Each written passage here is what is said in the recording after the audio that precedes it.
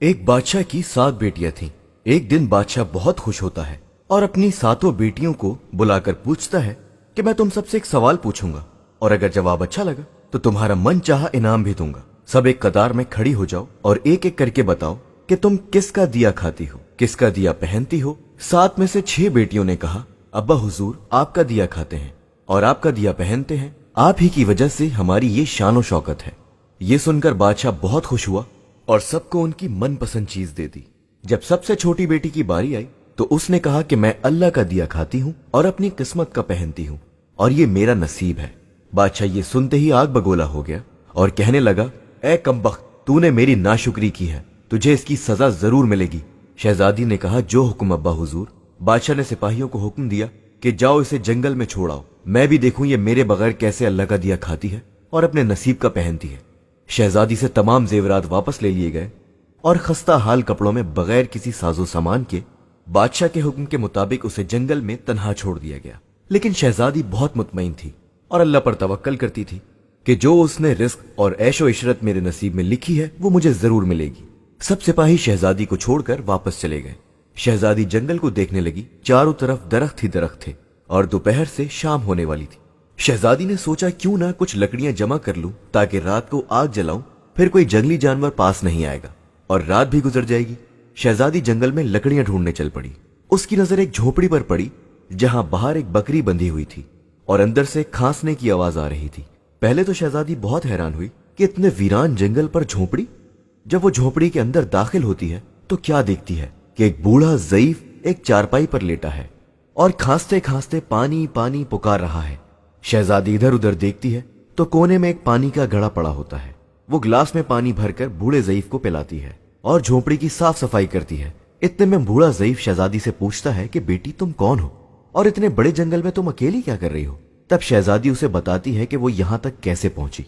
बूढ़ा ज़ईफ उसे झोपड़ी में ही रुकने का बोलता है और कहता है कि मैं शहर में काम करता हूं, सुबह शहर चला जाऊंगा और 8 दिन बाद वापस आऊंगा। तुम यहीं रहो और झोपड़ी में खाने का सामान और नदी पास ही है, तुम वहां से गड़ा भर लिया करना। सुबह को बूढ़ा ज़ईफ शहर चला जाता है और शहजादी यहां अकेली झोपड़ी में साफ सफाई करके बकरी का दूध निकालती है। आधा अपने लिए रख लेती है और आधा बाहर एक कोने में बर्तन में डालकर रख देती है कि रात को कोई जानवर भूखा या प्यासा होगा तो पी लेगा, और खुद अंदर आकर सो जाती है। सुबह सवेरे जब शहजादी उठती है तो क्या देखती है कि दूध का बर्तन खाली और पास एक लाल पड़ा है जो देखने में बहुत ही नायाब और कीमती मालूम होता है, और पास ही सांप के निशान भी नजर आते हैं। तब शहजादी को याद आता है कि बचपन में उसने सुना था कि जब कोई नायाब सांप बहुत खुश होता है तो एक ऐसा लाल उगलता है जिसकी कीमत हीरे जवाहरात से भी महंगी होती है। शहजादी बहुत हैरान होती है और दिल में सोचती है कि शायद सांप भूखा था, इसलिए वो दूध पीकर खुशी में लाल छोड़ गया। फिर वो लाल उठाकर अपने पास रख लेती है और फिर अगली रात शहजादी बर्तन में दूध रख देती है और अगली सुबह जब देखती है तो फिर एक और लाल होता है। ऐसे ही करते करते 7 दिन गुजर जाते हैं और शहजादी के पास 7 लाल जमा हो जाते हैं और इस दिन बूढ़ा ज़ईफ भी आ जाता है। तब शहजादी उसे लाल दिखाती है और सारा वाकया बताती है और बूढ़े ज़ईफ को 3 लाल देती है और कहती है कि शहर जाकर ये लाल बेच दो, आते वक्त अपने साथ महल बनाने वाले मजदूर लेकर आना। बाकी 4 लाल शहजादी अपने गले में माला के तौर पर पहन लेती है और कुछ ही महीनों में जंगल में एक आलीशान महल तैयार हो जाता है जिसमें बूढ़ा ज़ईफ और शहजादी रहने लगते हैं। ऐसा खूबसूरत महल जिसमें हर आसाइश, नौकर चाकर, दुनिया की तमाम नेमतें मौजूद होती हैं।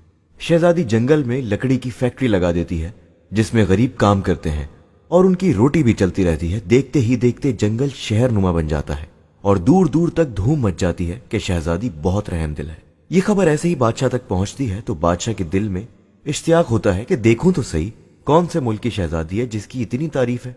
बादशाह सिपाहियों के हाथ पैगाम भेजता है। शहजादी के सिपाही जब शहजादी को बताते हैं तो शहजादी ये हुक्म देती है कि बादशाह सलामत एक शर्त पर हमसे मिल सकते हैं कि वो अपनी तमाम बेटियों के साथ आए। सिपाही जाकर बादशाह को पैगाम देते हैं। एक दिन बादशाह अपनी तमाम बेटियों के साथ शहजादी के महल जाता है। शहजादी उन सब से मिलती है, चेहरे पर नकाब करके, और उनके लिए 7 रंग के खाने पेश करती है और हर खाने के साथ उसी रंग का जोड़ा जेवरात पहनकर आती है। महल की शानो शौकत, खूबसूरती और शहजादी का अंदाज बादशाह और बाकी तमाम शहजादियों को बहुत हैरान और मुतासिर करता है।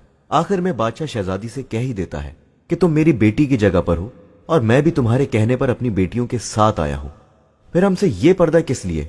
बहुत इसरार पर शहजादी कहती है, ठीक है, मैं तैयार होकर आती हूं। सब शहजादियां आपस में सरगोशी करने लगती हैं, इतनी तो तैयार है, इतने महंगे जेवरात पहने हैं, अब कितना तैयार होकर आएगी। इतने में क्या देखते हैं कि दूर से एक खस्ता हाल कपड़ों में कोई आ रहा है, और गौर करने पर बादशाह को याद आता है कि ये अभी तक जिंदा है। मैं तो सोचता था कि उसे जंगल में जानवर खा गए, और जब मैंने अपने सिपाहियों को उसकी खबर लेने भेजा था तब उन्होंने भी यही बताया कि वहां शहजादी का कोई नामो निशान नहीं है, तो ये कैसे मुमकिन है। बादशाह खुशी से झूम उठता है और कहता है, शहजादी को बुलाओ, मैं तुम्हें शहजादी से आजाद करवा के ले जाऊंगा, चाहे वो तुम्हारी कीमत में मेरी सारी बादशाहत मांग ले। ये सुनते ही शहजादी बोलती है, अब्बा हुजूर, मैं ही वही शहजादी हूं, और मैं कहती थी कि मैं अल्लाह का दिया खाती हूं और अपने नसीब का पहनती हूं। बस उसी अल्लाह ने मुझे कहां से कहां पहुंचा दिया कि आज मैं आपसे भी ज्यादा अमीर हूं। फिर शहजादी अपना तमाम हाल बयान करती है कि वो इस मकाम तक कैसे आई, और फिर दिखाती है अपने गले की माला जिसमें अभी भी 4 लाल मौजूद होते हैं। ये बात सुनते ही बाकी तमाम शहजादियां दिल में रश्क करने लगती हैं और सोचती हैं कि ऐ काश हमने भी तब यही कहा होता कि अल्लाह का दिया खाती हैं और अपने नसीब का पहनती हैं। हमेशा अल्लाह की जात पर यकीन रखो, वो जिस हाल में भी रखता है हमेशा शुक्र अदा करो, वो जात तुम्हें कभी अकेला नहीं छोड़ेगी।